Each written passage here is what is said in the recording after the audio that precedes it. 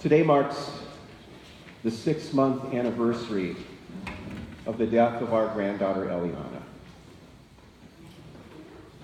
She was born February 17th of this year with a genetic skin disorder called epidermolysis bullosa. And aside from the extraordinary pain that was a constant in her life, Eliana was prone to infection.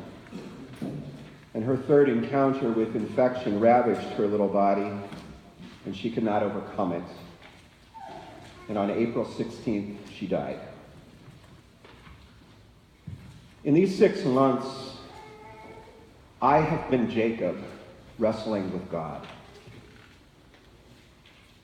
Some of my fundamental assumptions about faith, about how God works in the world and how God works in people's lives, those assumptions have been called into question. There have been times when I didn't want to pray, and times when I couldn't pray. There have been times when I even wondered about prayer itself, whether it works or what exactly it is. And for all of my wrestling and struggling, I don't feel like I know very much more now than I did in those first few raw days after her death. In our first lesson this morning, Jacob, the conniver, becomes Jacob who wrestles with God. In the story, Jacob is going back home. Jacob is the one who decades earlier tricked his way into his brother's birthright, stealing it outright. Remember the story how Jacob poses as his brother in front of his aging, almost blind father, and his father falls for the trick. To escape the wrath and the vengeance of his brother Esau, Jacob left home. Now life in a faraway place has been very good for Jacob. He has become a wealthy man. And yet in the midst of all the creature comforts he needs, Jacob yearns for home. Jacob prayed for safe travels, and he prayed that his brother might receive him in love. But frankly, he was worried. And now just before the crucial time when he was to meet his brother Esau, he sends his large family across the river Jabbok, his wives and his sons and his servants and his cattle and his sheep and his goats and his donkeys. He sends them across the river to his brother's land, while he stays on the far side of the river alone. He will meet his brother tomorrow, but tonight he must wrestle with God. The image of Jacob wrestling with God gives us a different picture of God than the one we usually paint. This God is an elusive God. A God who comes in the dark of the night and is not fully known. This is the God who throws Jacob to the ground and holds Jacob's arm behind his back and puts Jacob in a headlock. This God will not let Jacob get to tomorrow without a struggle. And when morning comes and daylight breaks, Jacob gets up and he walks with a limp. When morning comes and the wrestling is over, Jacob walks with a limp. His hip joint was injured in one of those moments when God threw him to the ground. His encounter with God left a mark. In my own wrestling with God in the past 6 months, I have never believed that God was not present. But I have felt more acutely the things that I don't know about God. I realized that what I thought I knew about God and about how God works in the world is clothed in ambiguity and mystery. My mind has been changed. My emotions have been all over the place. My heart has been changed. And my faith has been changed. See, wrestling with God leaves a mark. In fact, I don't think we can ever have an encounter with the divine and remain the same. I think God is always with us in the midst of the struggle and doubting and questioning and seeking, but that does not imply that we remain unchanged in the encounter. The pain we experience in the hard things of life, it leaves a scar, a limp, and often an empty space. I was talking with someone else this week who was grieving, and they said they feel like they need to move on. I don't know if we ever move on, as much as we just keep walking with a limp, doing the best we can. When Jacob and God get to the morning, they have wrestled to a draw. Now that is something to say. God has not defeated Jacob. In his divine power, God has not defeated Jacob. Nor has Jacob overcome God's divine power. For Jacob, wrestling with God to a draw feels like a win. At least he's alive. To get to morning after struggling with God all night long is saying something. And so in the boldness of still being alive in the morning, Jacob asks God for a blessing. And what I think Jacob was asking for is more of the same that he had accumulated over the last 20 years. Sons and wives and cattle and sheep and servants and donkeys. What God gives him is a blessing.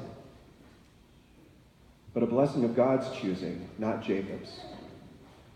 Instead of more material wealth, God gives Jacob a new life and a new name, a new identity. No longer will he be known as Jacob, the text says, but he will now be called Israel. As the father of a people, he will be given a measure of that divine power, and then he will be instructed to use that power for the good of all. At the heart of our life is a new name and a new identity.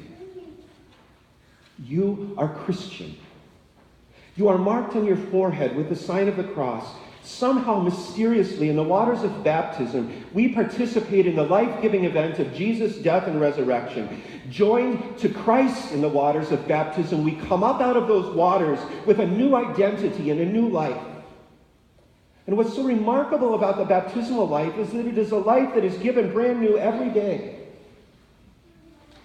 We wake up in the morning, we remember our baptism, we make the sign of the cross, we receive the forgiveness of sins, and then we go out with a measure of that divine power and the instructions to use that divine power for the good of all. Now, quite frankly, it is not always the blessing that we would like, but it is the blessing that we need. The blessing that gives us life and sustains life. Now, feeling pretty good about this encounter with God, Jacob goes one step further. He wants to know more intimately this God that he has only known in the darkness. He wants to know the name of the one with whom he has wrestled.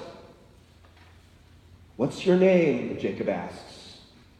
And in that question, Jacob wants to bridge the distance between God and himself.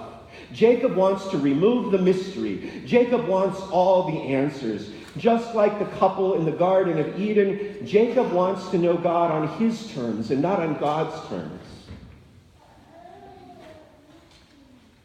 And in the response to that question, God simply changes the subject and walks away.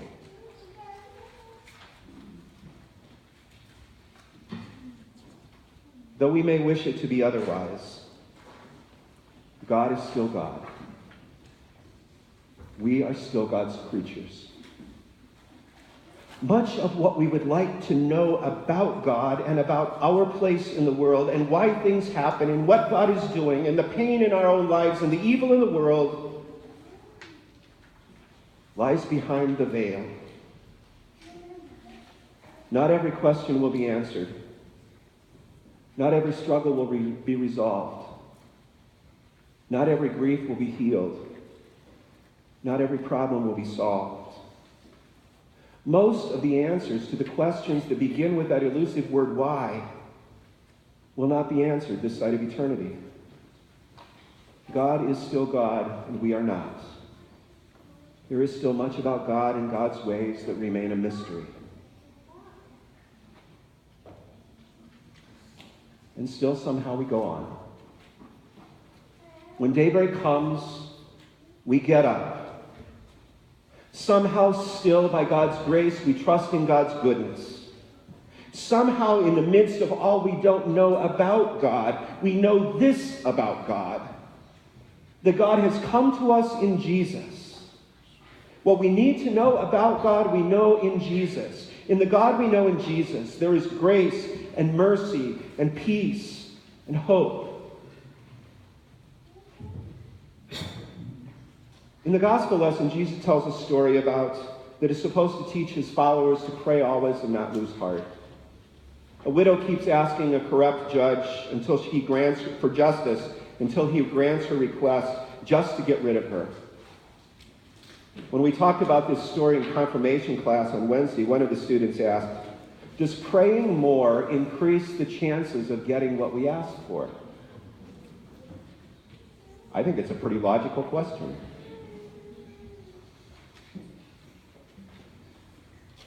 But we know the answer to that question from our own experience.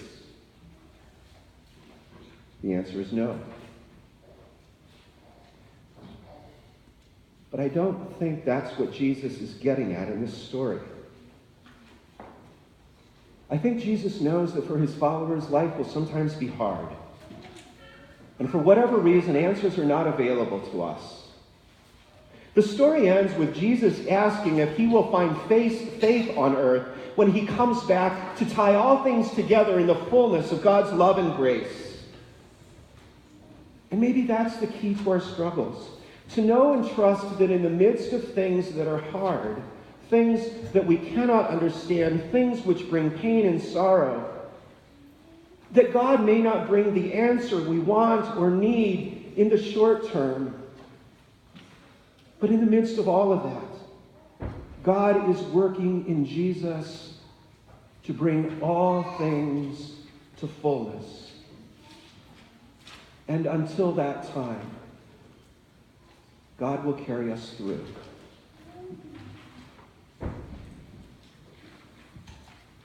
When daylight had come and Jacob's combatant had left, Jacob took a moment for worship. Though the text doesn't say it, I want to believe that he sang a song because that's what we do. He sang a song, he said a prayer, and then he built an altar to mark the spot where he had wrestled with God. Peniel, he called it, literally the face of God. I have seen the face of God, Jacob said. It was time to get across the river and get on with the business of meeting his brother and whatever the coming days had in store for him. This morning, we sing a song, we say a prayer, and we come to this altar. And then we go. Confident that whatever limp we walk away with, whatever grief or pain we carry, whatever questions or doubts still linger, we have seen the face of God. And we will walk across that river Jabbok, facing our own tomorrows in hope, secure in the love of God.